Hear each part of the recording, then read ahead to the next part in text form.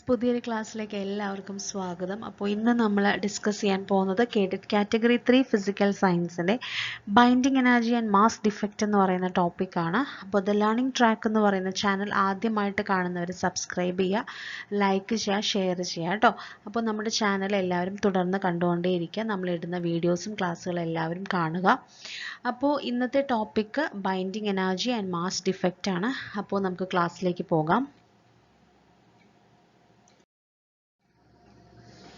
അപ്പോൾ binding energy, okay, nuclear binding energy എന്ന് പറഞ്ഞാൽ എന്താണ്? അതായത് nuclear binding energy is the energy required to split an atomic nucleus into its component. Okay, അപ്പോൾ nuclear binding energy എന്ന് പറഞ്ഞാൽ ഒരു ന്യൂക്ലിയസിൻ്റെ ഉള്ളിലുള്ള കമ്പോണൻസ് ആയിട്ട് അതിനെ സ്പ്ലിറ്റ് ചെയ്യാം. ഒന്നില്ലെങ്കിൽ സ്പ്ലിറ്റ് ചെയ്യാനായിട്ട് എടുക്കുന്ന എനർജി, അല്ലെങ്കിൽ ആ ന്യൂക്ലിയസിലുള്ള ഓരോ കമ്പോണൻസ് അല്ലെങ്കിൽ ന്യൂക്ലിയോൺസിനെ ബൈൻഡ് ചെയ്യാനായിട്ട് ആവശ്യമായിട്ടുള്ള എനർജി. അങ്ങനെയും നമുക്ക് ന്യൂക്ലിയർ ബൈൻഡിങ് എനർജീനെ ഡിഫൈൻ ചെയ്യാം. ഓക്കെ, അപ്പോൾ ന്യൂക്ലിയർ ബൈൻഡിങ് എന്ന് പറയുന്ന ആ വേർഡിൽ തന്നെ നമുക്ക് മനസ്സിലാക്കാം, ബൈൻഡ് ചെയ്യുക. ഓക്കെ, ന്യൂക്ലിയർ ബൈൻഡിങ് ആണ്. അപ്പോൾ ന്യൂക്ലിയസിൻ്റെ ഉള്ളിലുള്ള പാർട്ടിക്കിൾസ് ഏതൊക്കെയാണ്? ന്യൂക്ലിയസിൻ്റെ ഉള്ളിലുള്ള പാർട്ടിക്കിൾസ് പ്രോട്ടോൺസും ന്യൂട്രോൺസും ആണ് അല്ലേ. ഇപ്പോൾ ന്യൂക്ലിയസിൻ്റെ ഉള്ളിലുള്ള പാർട്ടിക്കിൾസ് അല്ലെങ്കിൽ കമ്പോണൻസ് ആണ് പ്രോട്ടോൺസും ന്യൂട്രോൺസും. അപ്പോൾ ഇവരെ തമ്മിൽ ബൈൻഡ് ചെയ്യാനായിട്ട് ആവശ്യമായിട്ടുള്ള എനർജീനെയാണ് നമ്മൾ ന്യൂക്ലിയർ ബൈൻഡിങ് എനർജി എന്ന് പറയുന്നത്. അല്ലെങ്കിൽ ഇത് സ്പ്ലിറ്റ് ചെയ്യാനായിട്ട് ഇവരെ തമ്മിൽ അതിൻ്റെ ഒരു ന്യൂക്ലിയസിൻ്റെ ഉള്ളിലുള്ള കമ്പോണൻസിനെ സ്പ്ലിറ്റ് ചെയ്യാനായിട്ട് എടുക്കുന്ന എനർജി, അങ്ങനെയും നമുക്ക് ന്യൂക്ലിയർ ബൈൻഡിങ് എനർജീനെ ഡിഫൈൻ ചെയ്യാവുന്നതാണ്. ഓക്കെ, ഇനി it is the energy is equivalent to mass defect എന്ന് പറയുന്നുണ്ട്. അപ്പോൾ മാസ് ഡിഫക്റ്റിനോട് ഈക്വൽ ആണ് ഈ ഒരു ന്യൂക്ലിയർ ബൈൻഡിങ് എനർജി എന്ന് പറയുന്നത്. ഓക്കെ, അപ്പോൾ എന്താണ് മാസ് ഡിഫക്റ്റ് എന്ന് നമുക്ക് നോക്കാം. അപ്പോൾ മാസ് ഡിഫക്റ്റ് എന്ന് പറയുന്നത് difference in mass of nucleus and it constituents എന്നാണ്.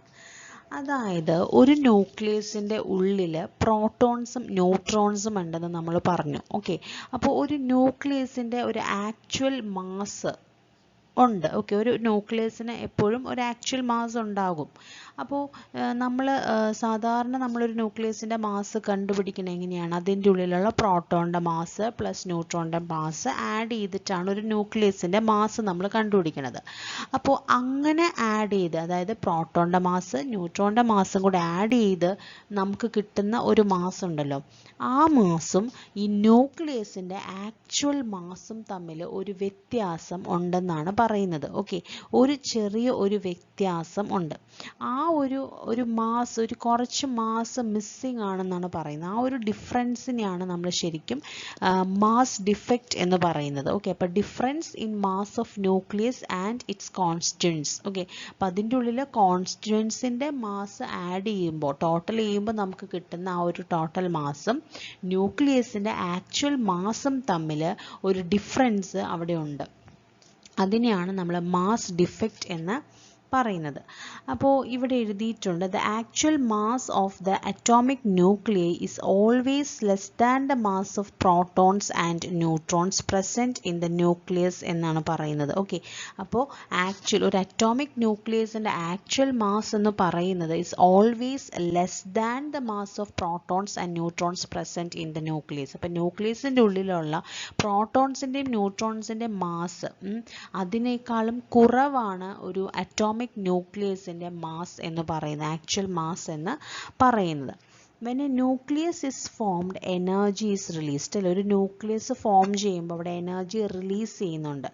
this energy is removed in the form of reduction in total mass. അപ്പോൾ അവിടെ ആ റിമൂവ് ചെയ്യുന്ന എനർജി എന്ന് പറഞ്ഞാൽ അത് റിമൂവ് ചെയ്യുന്നത്, the energy is removed in the form of reduction in total mass. ആ ടോട്ടൽ മാസിലുള്ള ഒരു റിഡക്ഷൻ, അങ്ങനെയാണ് ഈ എനർജി റിമൂവ് ചെയ്യുന്നത്. അപ്പോൾ അവിടെ ഒരു ടോട്ടൽ മാസ് മാസിൽ നിന്ന് എന്ത് ചെയ്യുന്നുണ്ട്, ഒരു മാസ് മിസ്സിങ് ആവുന്നുണ്ട്, ഒരു പെർട്ടിക്കുലർ എമൗണ്ട് ഓഫ് മാസ് അവിടെ മിസ്സിങ് ആവുന്നുണ്ട്.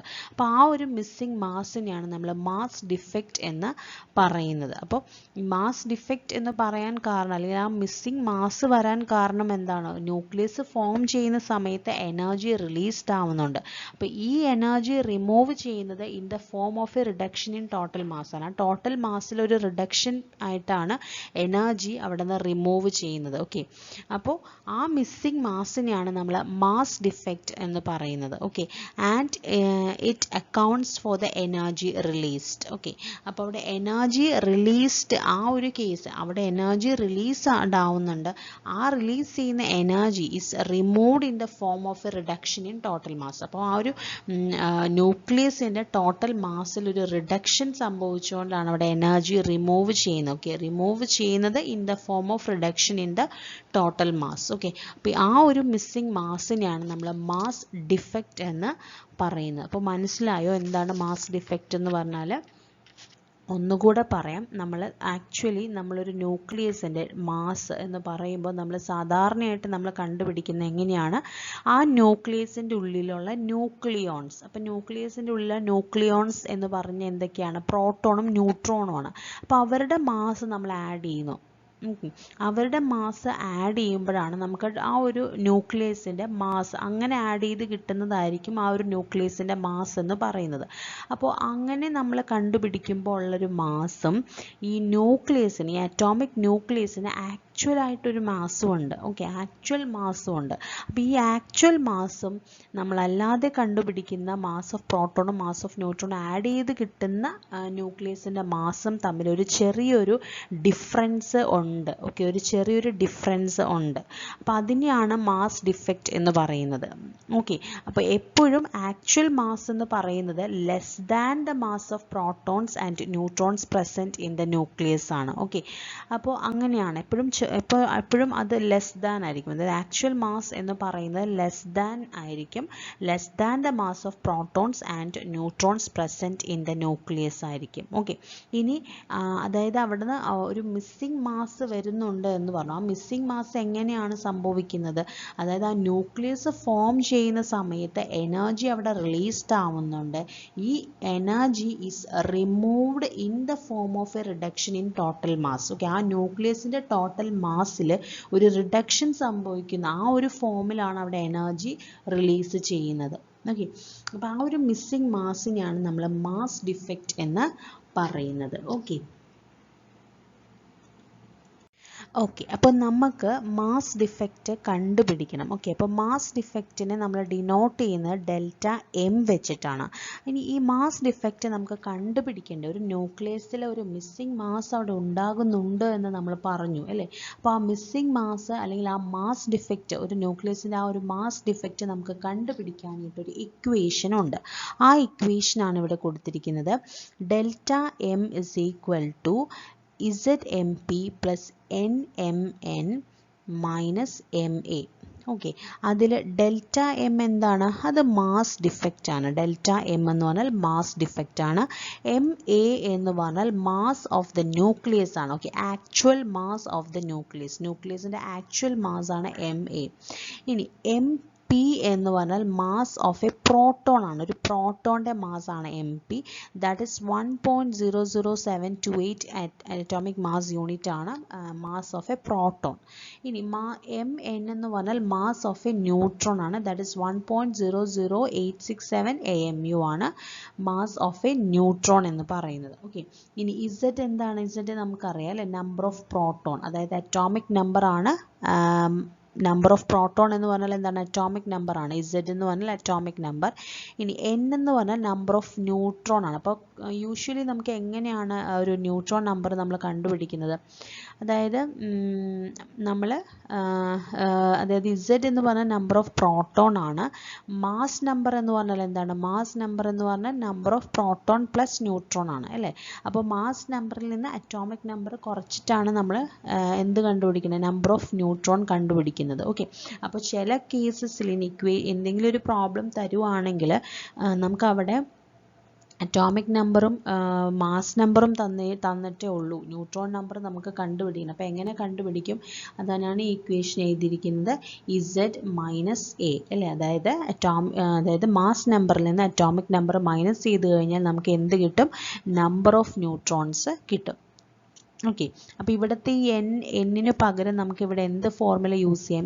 ഈ ഫോർമുല വേണമെങ്കിൽ ഇവിടെ എഴുതാം. അതായത് A-Z എന്ന് എഴുതാം. കാരണം ഇനി നമ്പർ ഓഫ് ന്യൂട്രോൺ തന്നിട്ടില്ലെങ്കിൽ മാസ് നമ്പറിൽ നിന്ന് അറ്റോമിക് നമ്പർ കുറച്ചാൽ മതി അല്ലേ. അപ്പോൾ അത് വേണമെങ്കിൽ അവിടെ സബ്സ്റ്റിറ്റ്യൂട്ട് ചെയ്യാം.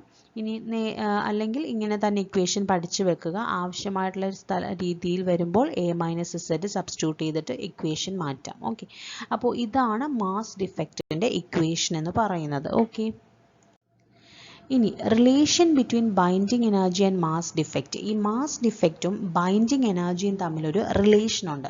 അതാണ് നമ്മുടെ ഐൻസ്റ്റീൻ്റെ എനർജി ഇക്വേഷൻ, ഐൻസ്റ്റീൻ്റെ മാസ് എനർജി ഇക്വേഷൻ എന്ന് പറഞ്ഞാൽ that is EB = delta mc² എന്ന് പറയുന്നത് ഐൻസ്റ്റീൻ്റെ എനർജി ഇക്വേഷനാണ്. ഓക്കെ, ഐൻസ്റ്റീൻ്റെ എനർജി ഇക്വേഷനാണ് EB = ഡെൽറ്റ mc². അപ്പോൾ ഈ EB എന്ന് പറഞ്ഞാൽ എന്താണ്? ബൈൻഡിങ് എനർജി എന്ന് പറഞ്ഞാൽ is equal to mass defect into c².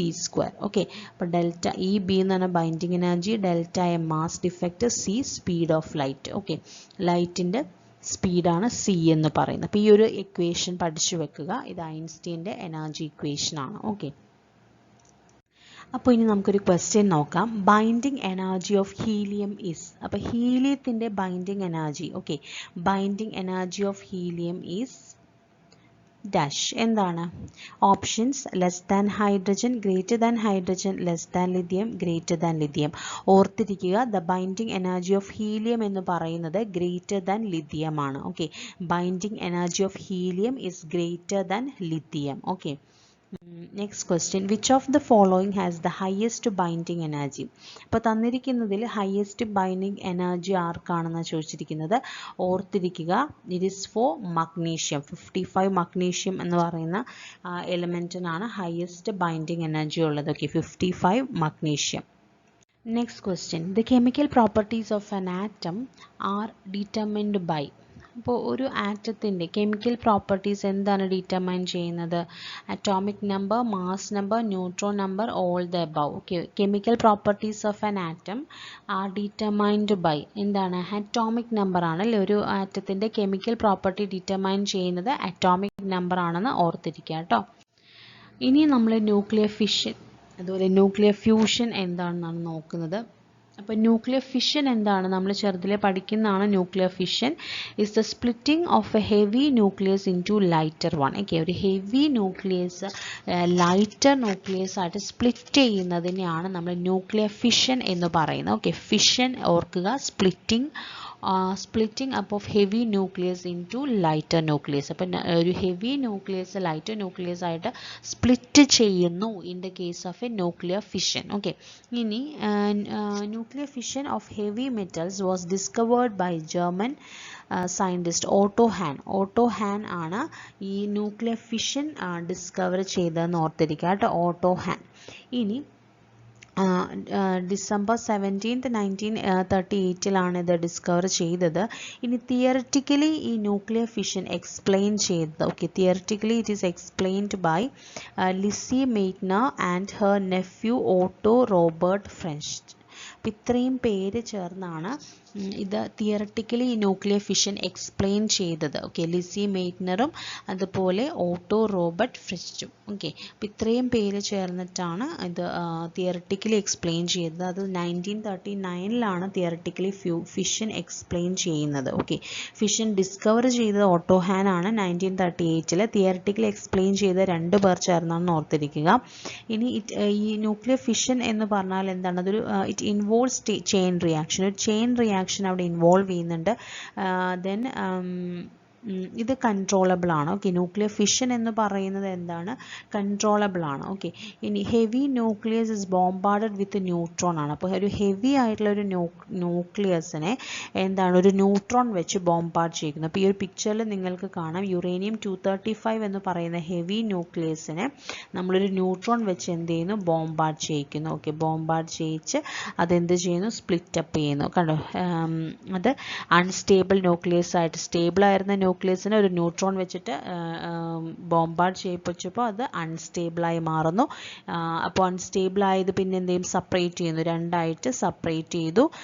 ഒന്ന് എന്താണ്, ബേരിയം 14156ഉം ക്രിപ്റ്റോൺ 9236ഉം ആയിട്ട് സ്പ്ലിറ്റ് ചെയ്ത് ഫോം ചെയ്യുന്ന പുതിയ രണ്ട് ന്യൂക്ലിയസ് ആണ് ഇപ്പോൾ പറഞ്ഞത്. ഓക്കെ, അതിനോടൊപ്പം 3 ന്യൂട്രോൺസും കൂടെ ഫോം ചെയ്യുന്നുണ്ട്. ഓക്കെ, 3 ന്യൂട്രോൺസും കൂടെ ഇതിൽ ഫോം ചെയ്യുന്നുണ്ട്. ഓക്കെ, അപ്പോൾ ഇതാണ് ന്യൂക്ലിയർ ഫിഷൻ റിയാക്ഷൻ എന്ന് പറയുന്നത്. അപ്പോൾ ഇത് ന്യൂക്ലിയർ ഫിഷൻ പ്രോസസ്സിലൂടെ നമുക്ക് കിട്ടുന്ന ആ ഒരു റിയാക്ഷനാണ് നമ്മളിവിടെ എഴുതിയിരിക്കുന്നത്. അതായത് യുറേനിയം 235 ആണ് നമ്മൾ ബോംബാർഡ് ചെയ്യിക്കുന്നത് അല്ലേ, ഒരു ന്യൂട്രോൺ വെച്ച്. അപ്പോൾ നമുക്ക് ബേരിയം കിട്ടുന്നുണ്ട്, ക്രിപ്റ്റോൺ കിട്ടുന്നുണ്ട്.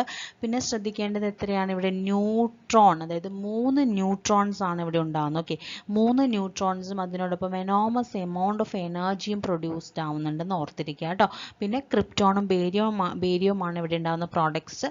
3 ന്യൂട്രോൺസ് പ്രൊഡ്യൂസ് ആവുന്നുണ്ട്, അതിനോടൊപ്പം എനോമസ് എമൗണ്ട് ഓഫ് എനർജിയും പ്രൊഡ്യൂസ്ഡ് ആവുന്നുണ്ടെന്ന് ഓർത്തിരിക്കുക. അപ്പോൾ ഇന്നത്തെ ക്ലാസ് എല്ലാവരും മുഴുവനായിട്ട് കാണണോട്ടോ, കാരണം നമ്മൾ കുറേ ക്വസ്റ്റ്യൻസ് ഇനിയും ഡിസ്കസ് ചെയ്യുന്നുണ്ട്. വീഡിയോ അവസാനം വരെ കാണുക. നമ്മുടെ വീഡിയോ മുഴുവനായിട്ട് കണ്ടാലേ ആ ക്വസ്റ്റ്യൻസ് നിങ്ങൾക്ക് മനസ്സിലാവുള്ളൂ. ക്വസ്റ്റ്യൻസ് എഴുതി വെച്ചിട്ട് പഠിക്കുക. അപ്പോൾ വളരെയധികം നിങ്ങൾക്ക് ഹെൽപ്ഫുൾ ആകും എന്ന് വിചാരിക്കുന്നു. അപ്പോൾ മുഴുവനായിട്ട് കാണാം കേട്ടോ. അപ്പോൾ ഇനി നമുക്ക് ന്യൂക്ലിയർ ഫ്യൂഷൻ എന്താണെന്ന് നോക്കാം. നമ്മൾ ന്യൂക്ലിയർ ഫിഷൻ പഠിച്ചു. അപ്പോൾ ഫിഷൻ്റെ ഓപ്പോസിറ്റാണ് ന്യൂക്ലിയർ ഫ്യൂഷൻ എന്ന് പറയുന്നത്. ഓക്കെ, അപ്പോൾ ഫിഷൻ എന്ന് പറയുന്ന സ്പ്ലിറ്റിംഗ് ആണ്. ഒരു ഹെവി ന്യൂക്ലിയസ് സ്പ്ലിറ്റ് ചെയ്തിട്ട് ലൈറ്റർ ന്യൂക്ലിയസ് ആയിട്ട് മാറുന്നു.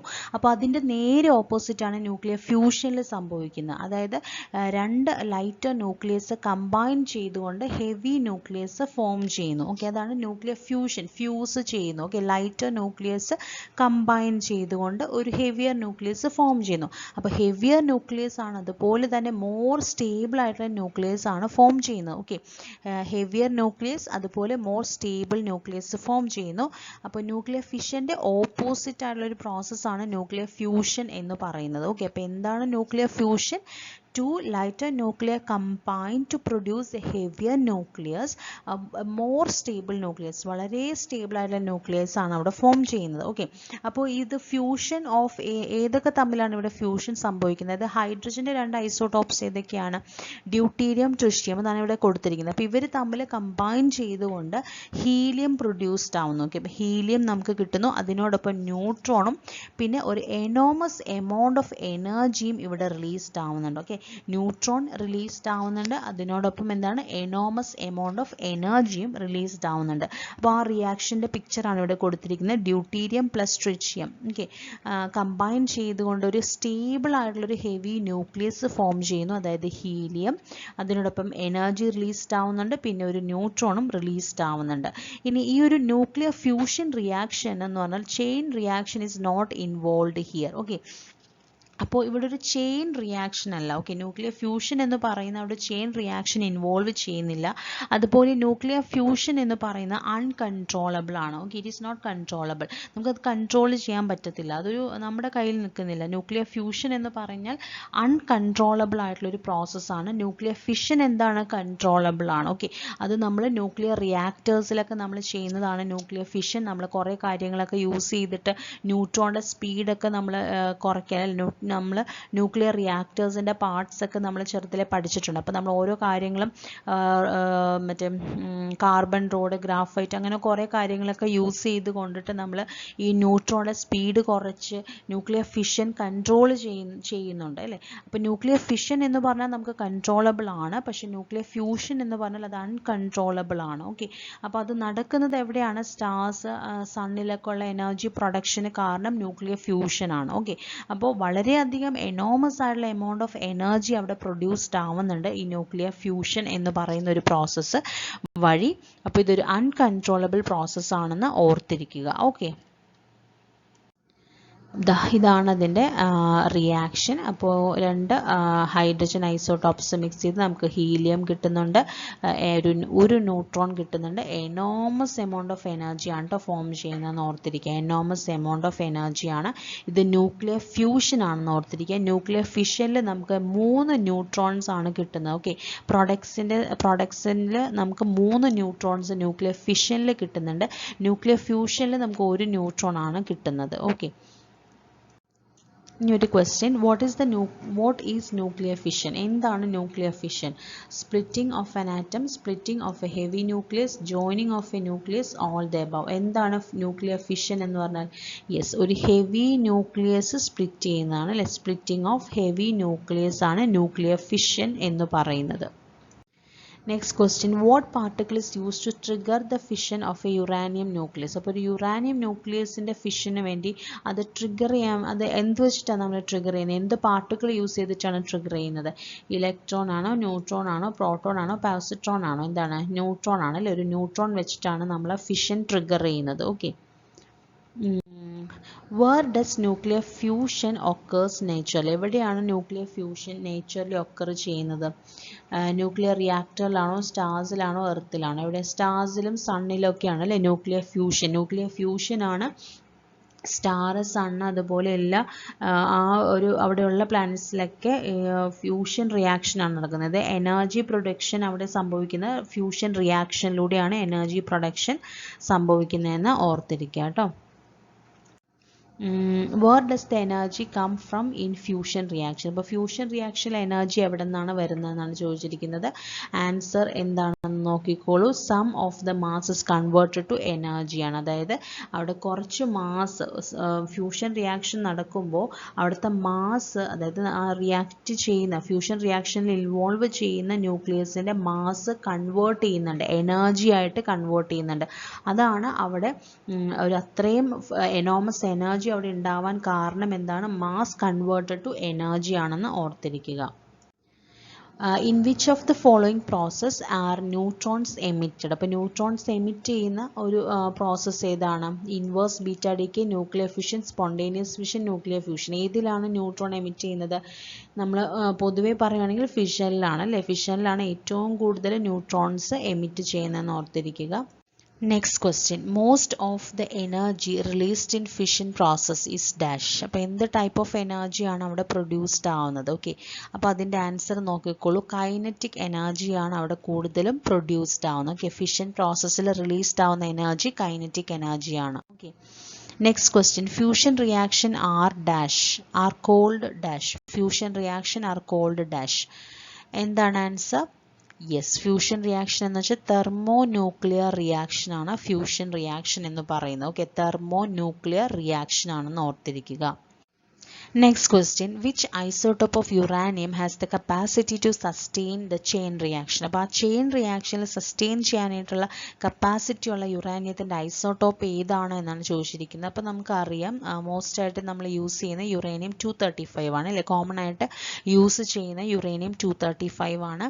അപ്പോൾ യുറേനിയം 235 ആണ് സസ്റ്റെയിൻ ചെയ്യുന്ന യുറേനിയത്തിൻ്റെ ഐസോട്ടോപ്പ് എന്ന് ഓർത്തിരിക്കുക കേട്ടോ. അപ്പോൾ ഇന്നത്തെ ക്ലാസ് നമ്മളിവിടെ വൈൻഡ് അപ്പ് ചെയ്യാണ്. അപ്പോൾ വളരെ ഇമ്പോർട്ടൻ്റ് ആയിട്ടുള്ളൊരു ടോപ്പിക്കാണ് നമ്മൾ ഇന്ന് ഡിസ്കസ് ചെയ്ത് binding energy and mass defect. എല്ലാവർക്കും മനസ്സിലായി എന്ന് വിചാരിക്കുന്നു.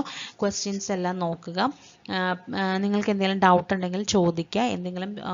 എന്തെങ്കിലും ക്ലാസ് നിങ്ങൾക്ക് ആവശ്യമുണ്ടെങ്കിൽ നിങ്ങൾക്ക് കമൻറ്റ് ചെയ്യാം. ഞാൻ പ്രത്യേകം എടുത്ത് തരാം ക്ലാസ്. അപ്പോൾ നിങ്ങൾക്ക് ഇഷ്ടമുണ്ടെങ്കിൽ, നിങ്ങൾക്ക് ഏതെങ്കിലും ഒരു ക്ലാസ് ആവശ്യമുണ്ടെങ്കിൽ പറയുക. പിന്നെ നമ്മുടെ ചാനലും ആദ്യമായിട്ട് കാണുന്നവർ സബ്സ്ക്രൈബ് ചെയ്യാൻ മറക്കരുത്. ലൈക്ക് ചെയ്യുക, ഷെയർ ചെയ്യുക, കമൻറ്റ് ചെയ്യാം. പിന്നെ ഇന്നത്തെ ക്ലാസ് ഇഷ്ടമായാൽ എന്തായാലും ലൈക്ക് ചെയ്യണം കേട്ടോ.